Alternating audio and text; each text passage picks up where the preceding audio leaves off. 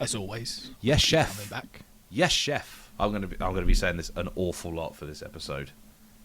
Which, it's thematically correct. Yes, chef. See? Corner, behind. Hot pan. I really hope you say something else as well. Monkey legs. What does that one mean? It means I'm dropping this We hot tray fucked of oil. You got to move. We your fucked feet up. We out didn't of the order way. a cow. Yeah, that's how the monkey was served in Temple of Doom. Is that they thought they were killing a cow, and it turns out, oh no, we've only gone and sawn off the top of a skull of a monkey, and given it to And that's Harrison why Ford. it didn't work out for them. Yeah, I can't remember if he eats it. Have you seen Temple of Doom? I have, but I can't remember either. I Yeah. saw it a long time ago. Yeah, I remember. I pretty much watched those films once, and that was it. So anyway, Yeah. I mean, speaking of things not working out, apparently at the end of the film in Boiling Point, doesn't work out for Stephen Graham.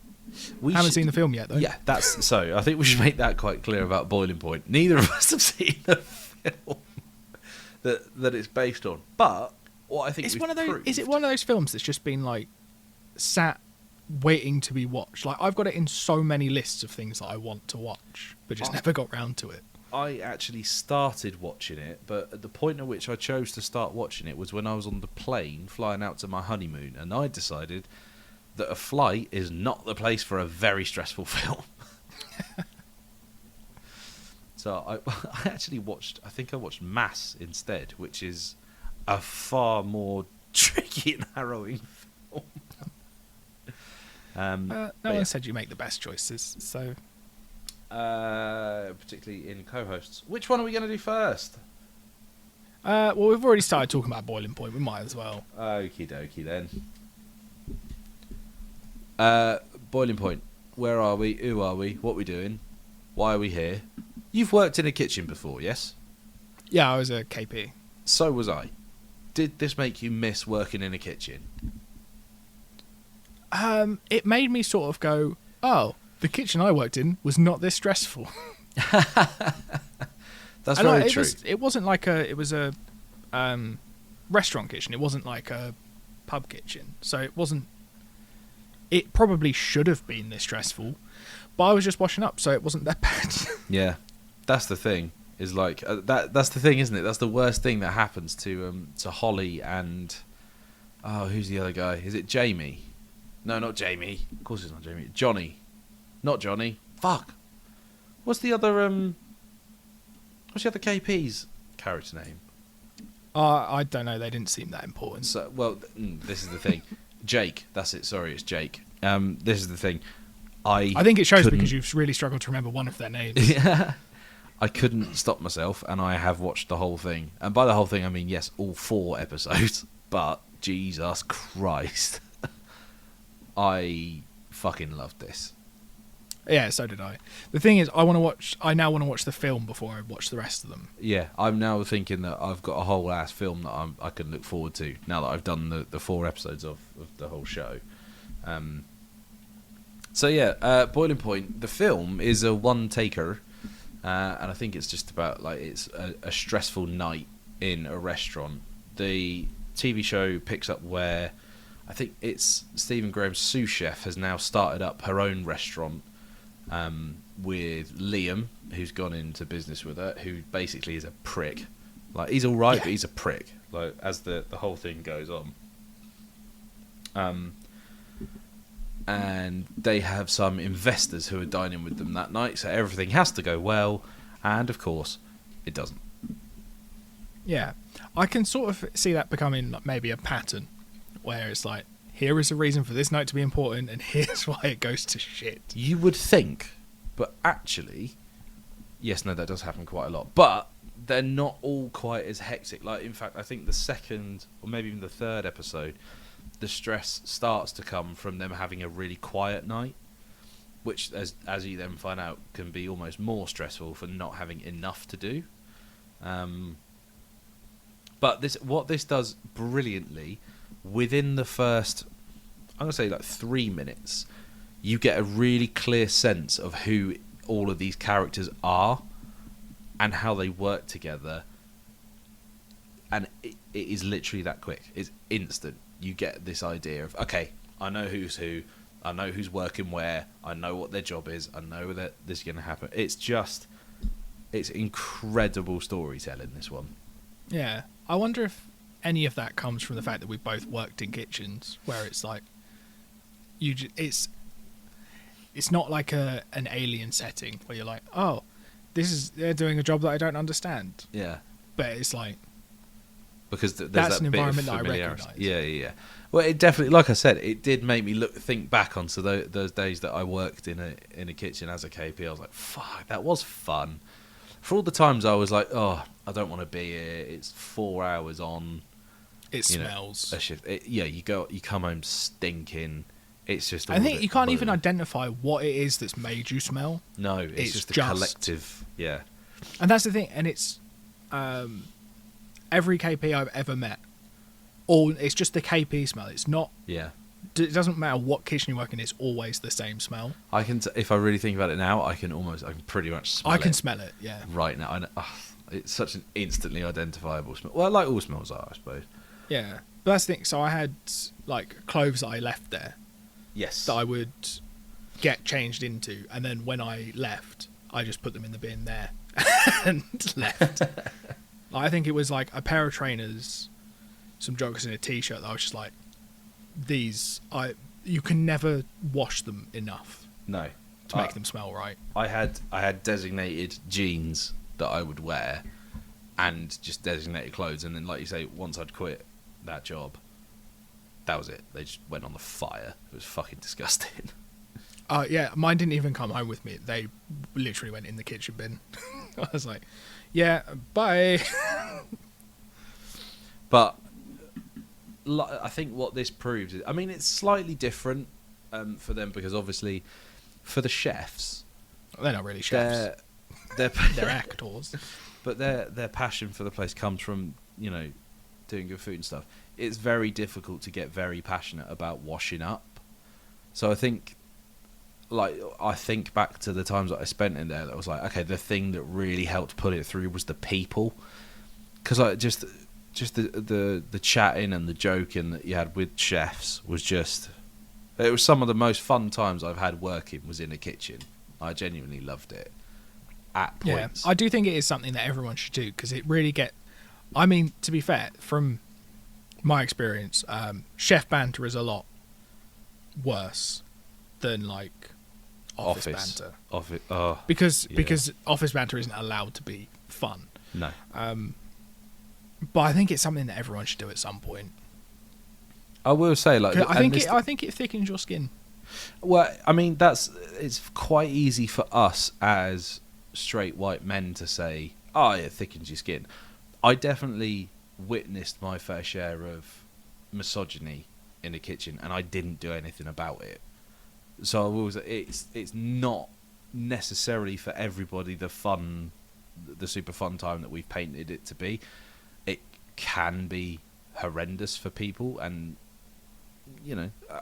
absolutely should have done something about it. If not called it out, then just reported it at least. But I think I might have had a nicer kitchen than you. Well, yeah, I did work in a kitchen where one chef did prize himself by walking around holding his ball sack in his fist and just going, "Hey, what do you reckon of that?" So, obviously, we had female chefs. That was allowed in our kitchen. Yeah, I think I might have had one female chef in the pub. Yeah, and I think the blokes were a bit more respectful than maybe they might have been if there hadn't been a female chef. Yeah, it was particularly to the waiting staff though that it was the abuse was directed. Oh, chefs hate waiters. That no, I learned quite quickly. Some of it is warranted, like when they fuck up. But I'm talking about the misogyny and that sort of thing. That was definitely more aimed at waitresses, in my experience, anyway. Yeah, maybe I was just in my little washing up corner, like far enough away from the waiting staff. Oh, he tried to victim blame, saying it was my fault because I was close to them. I just meant like physically. Maybe I just couldn't hear it. Well, I mean, it's quite interesting actually, because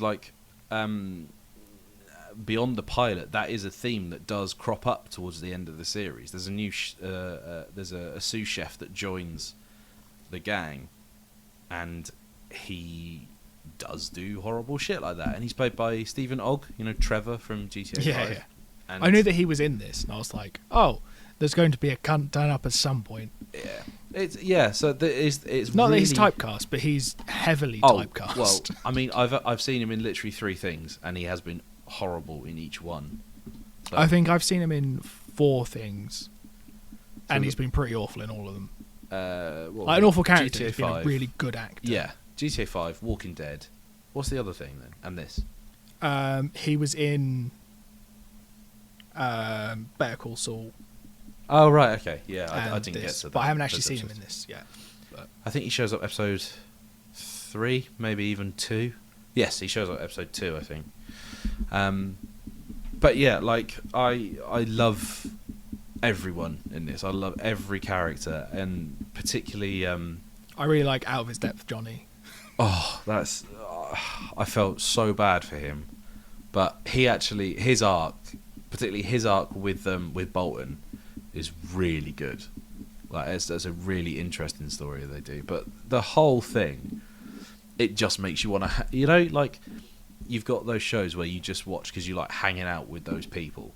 Yeah. That is 100% what this show is. It's by far and away, I think, the best pilot that we've had this year, certainly. And actually, like, it's probably my favourite pilot we've had for a long time.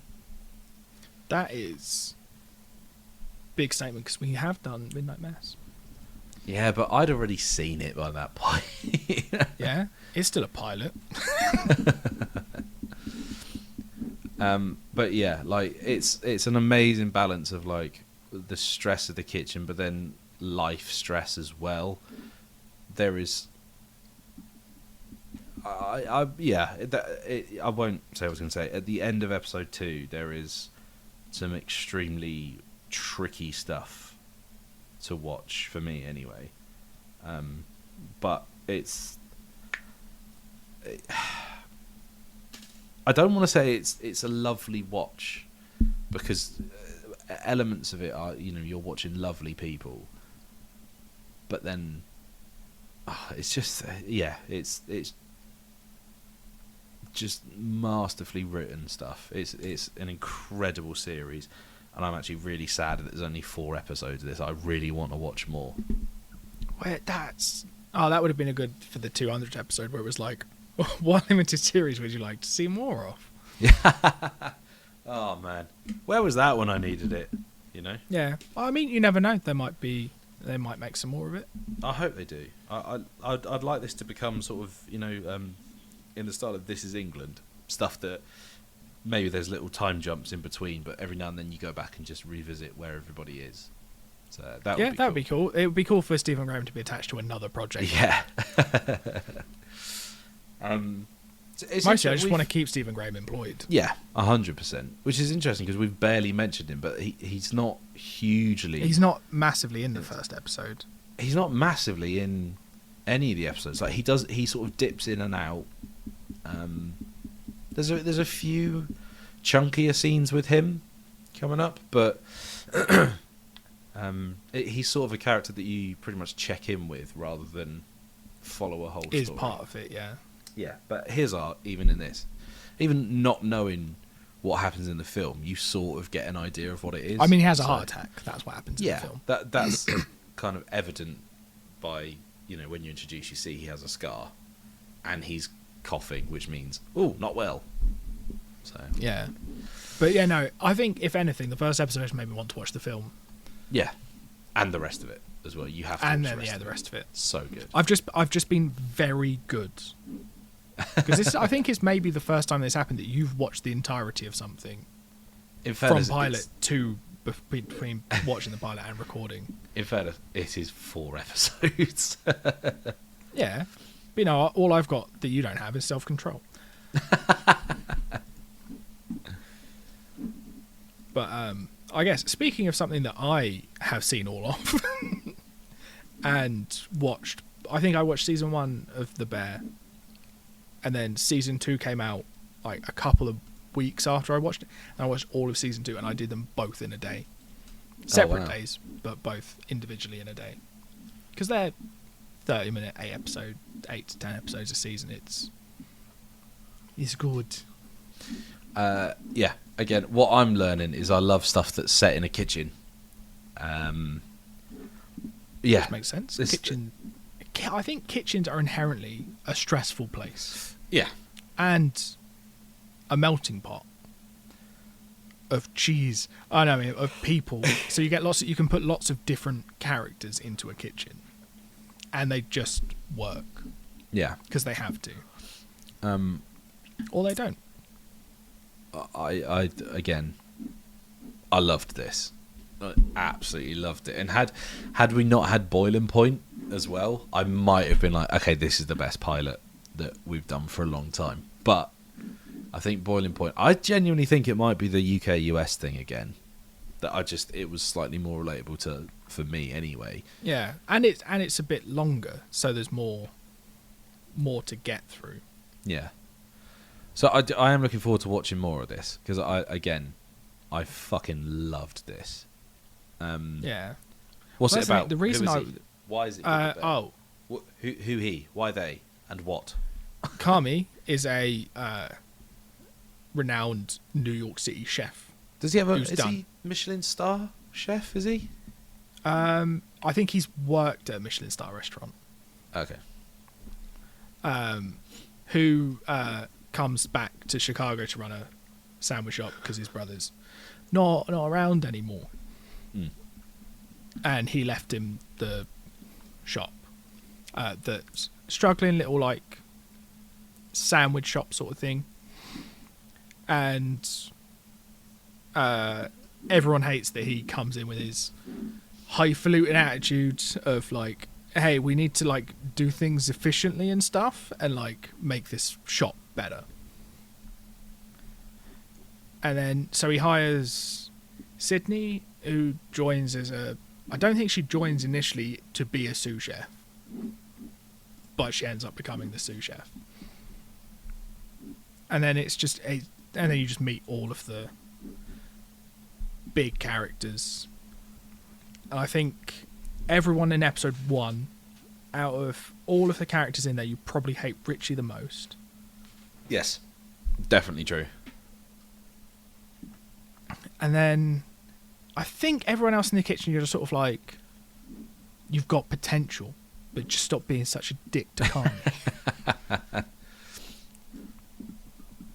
And then, so I think trying to remember where I think the first episode basically is just their first day.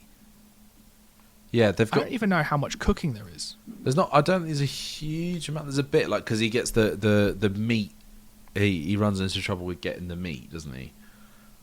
And then there's that really weird thing that they've got that promotion where if people come in to play the arcade game, and then the winner gets, I can't remember what the prize is. The winner gets, but like they're sort of queuing around the block, and then there's that weird bit where Richie comes out and calms them all down by shooting a gun into the.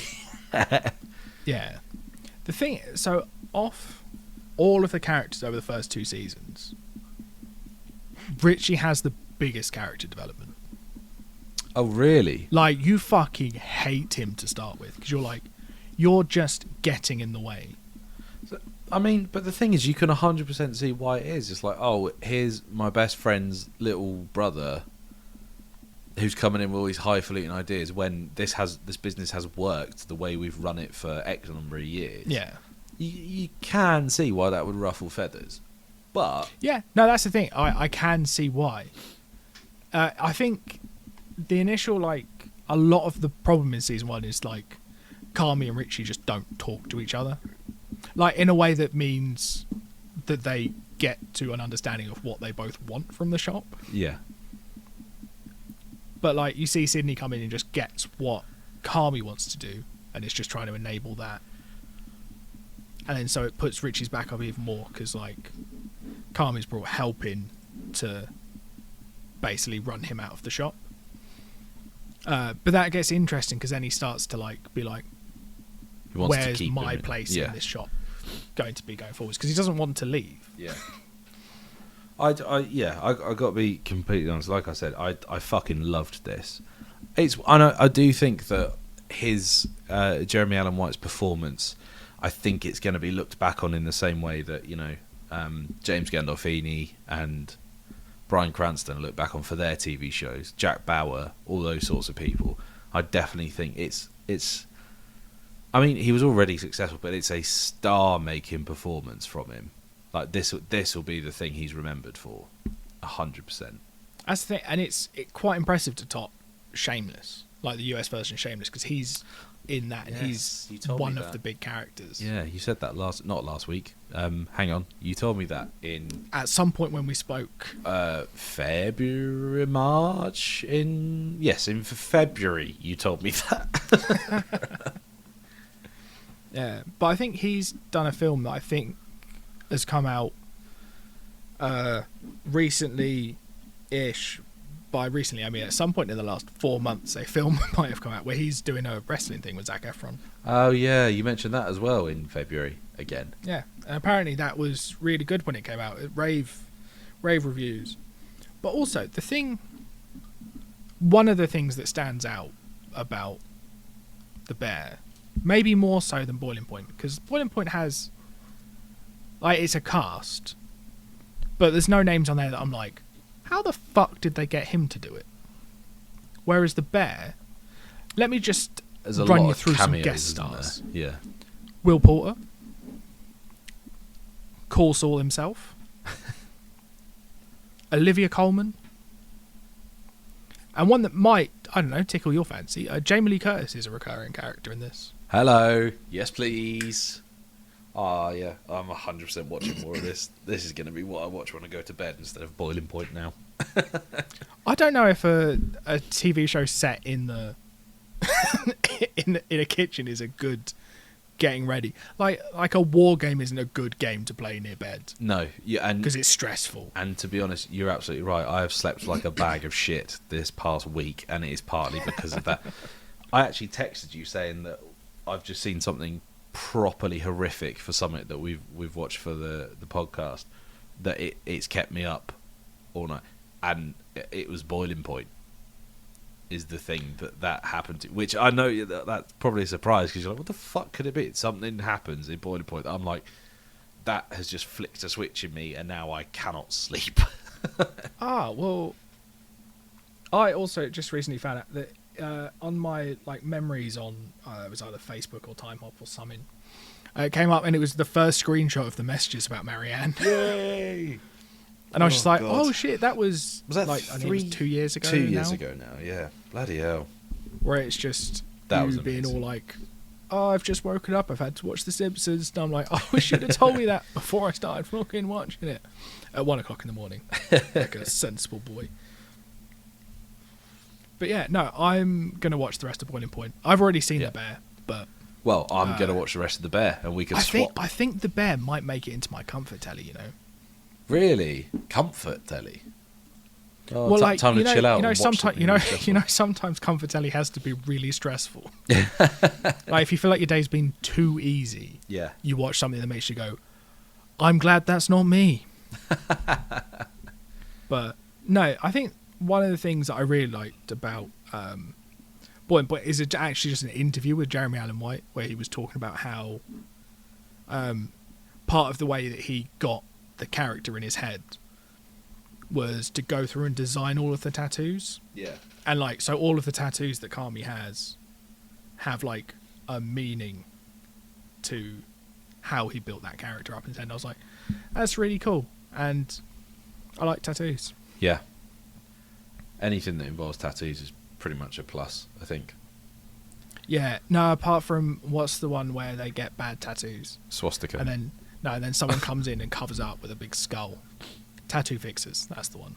Oh, fuck. That show's show. wank, yeah. Yeah, any sort of reality tattoo show, generally speaking, I'm like, that's just not good. No, I It's used not to what it's really like. like Miami Ink and LA Ink. LA Ink They is the were. one. I was like, that's not what it's like. Like, they have those amazing bits done. It's like, oh, yeah, it only took 2 hours. Bullshit, did it? Well, it only takes 2 hours that day. But I forgot no. about that show. I used to watch that show a lot. That was So like, it was before, and then I before started getting had tattoos them. and stopped watching it. That's exactly it. Yeah, it's the show for people who don't have tattoos. That's what they. It's the same with tattoo fixes. Like when they're doing cover-ups and they do, what you've got is a teeny tiny little butterfly that looks a bit shit. So we're going to cover up with a 15-inch skull. Is that the one where like there's a lot of clips on social that do the rounds of like friends get tattoos for each other and then it's like, oh, actually, I got you this because you did this 5 years ago and it really annoyed me. Is that show? That's that sort of thing where it's like, I went to Magaluf and they had a flash sheet, and so I got a camel on my Tigger, toe. but instead of a tail, he's got a massive penis. That's the sort of shit tattoos that they got, and it's like, yes, you got a tattoo while you were drunk in Magaluf. It's bad, but keep it so that your kids don't want tattoos. Or to go to Magaluf. I don't know which thing I'd actually take from that story. But yeah, so all round TV shows and kitchens, more please. Yeah, I now want to see like proper cooking shows, not like cookery shows, like where it's like this is how you make a beef bourguignon, but I want like dramas in a kitchen. I don't know what other shows there are. Imagine all the murders you could. Oh, wait, no, it's just Hannibal. Oh, Hannibal was great for all the cooking scenes. It's fucking brilliant. The thing that I find with Hannibal that worries me so much is they made me so hungry. It looks so delicious. It's like, yeah, someone's leg. Yeah. But it looks like an M&S advert, so serial killing can't be all bad. Here we go. TV shows set in restaurants. Right, I've got something to go and look away at then. We still got some slots for this year, so... I have not heard of any of these. Well, you like stuff we haven't heard. Are any of them limited series? That's That's true. a real thing that we like. I will... Oh, Two Broke Girls. That should really be on our list. I think we've already done it. Did we? I'm sure we did. Yeah. Have we? I don't know. Yeah. Two massive thumbs up for me with Boiling Point and The Bear. We're only 6 episodes into this series, and I You already have have a top 5, I don't you? already have a top 5, which is insane. We've got an amazing hit rate this year already. So let's far. put a stop to that next week. Yeah. So, I mean, coming up next time, we're watching The Deceived and The Devil in Ohio. Which, I mean, one of them made me laugh quite a lot, and I don't think it was supposed to. And I think you also laughed at the same part, which means we are on a wavelength. And like Batman and the Joker, we are destined to do this forever, you and I. Oh, please no. I'll be Batman, you can be king of the incels.